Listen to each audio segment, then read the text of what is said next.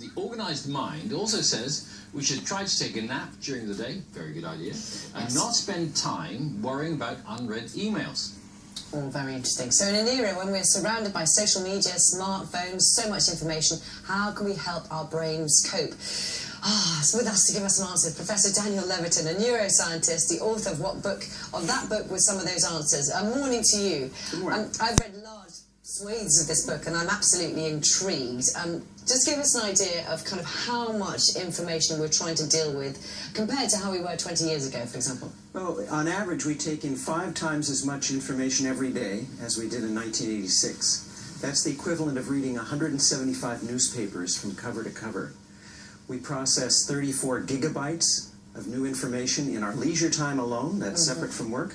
And here's something. We've created more information in the world in the last 5 years than in all of human history before it. Where's it all coming from, all this extra information? And if it's since 5 times as much as it was in 1986, it's through computers, isn't it? It is. Well, I mean, the information's out there in the world, and we access it through computers, of course. But it bombards us, right? Every Facebook update, every new tweet, every new email, that's a little piece of information. And we get so many people, I'm sure you're in the same boat. You have emails that are unread? I've got 10,800 of them. I just checked the total.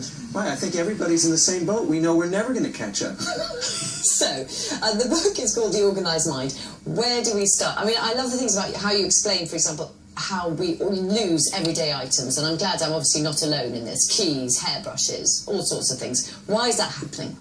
Well, it happens because we tend to just put them any old place, and all the little places we put them get confused in our memory when we try to remember the most recent one. Yeah. So we can use a strategy based on a principle of neuroscience. You know, that part of the brain that London taxi cab drivers have enlarged is the hippocampus, place memory, spatial memory.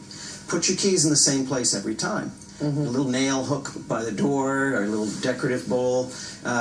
Put your passport and your reading glasses in a designated spot. Sounds simple, but it exploits a property of the brain. Yeah. Is it just that our brains aren't big enough anymore, or is it a question of just sort of training the brain to just deal with all this extra stuff? It's the latter, and I think we need to self-blinker. We need to exercise just a little bit of self-discipline. The problem with the internet, getting information off of it is like trying to quench your thirst by standing in front of a fire hose, right? You're going to get knocked over, and you're not going to quench your thirst at all. You have to stand off to the side and just take little bits when you need them. And you give lots of advice about how to sort of sort out, you know, the piles of papers you might have, for example, on your desk, a way of prioritizing to help our brains, as it were.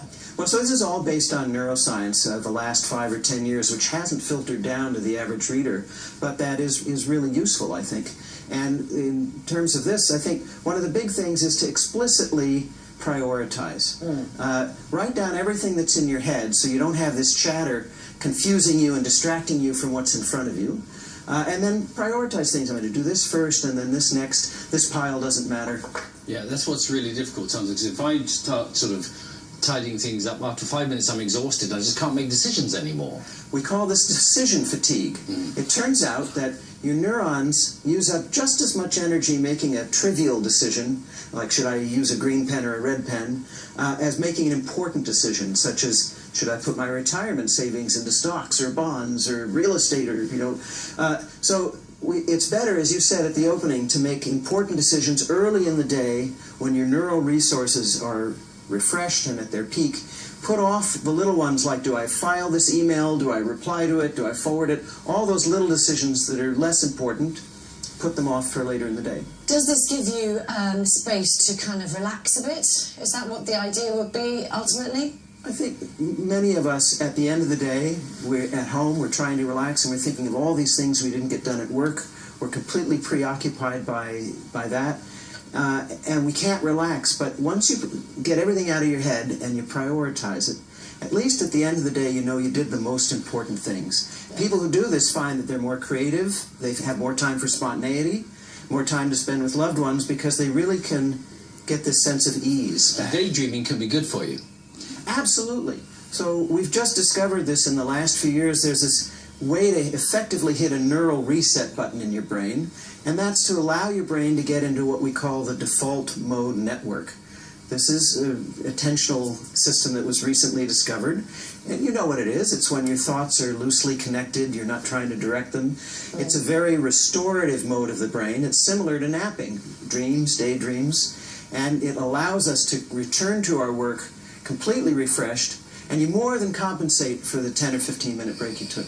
Is that something you could, you know, I mean, if you go and tell your bosses at work, I'm sorry, I'm just going to have a quick snooze for 15 minutes, you know, they're not, at this point where we are in our evolution, going to take that, really, are they? Well, there's piles of research that show that a 15-minute nap can be equivalent to an extra hour and a half of sleep the night before. It can raise your effective IQ by 10 points. Not everybody can take naps. Not everybody has a job that allows it, or not everybody the can fall asleep. ability. Right, but for those who can, a 15-minute nap in the afternoon is tremendously productive, and companies like Google and Microsoft are setting up nap rooms and cots and... You're speaking to two professional nappers, to be honest with you. Don't worry about us. Well, let's take one now.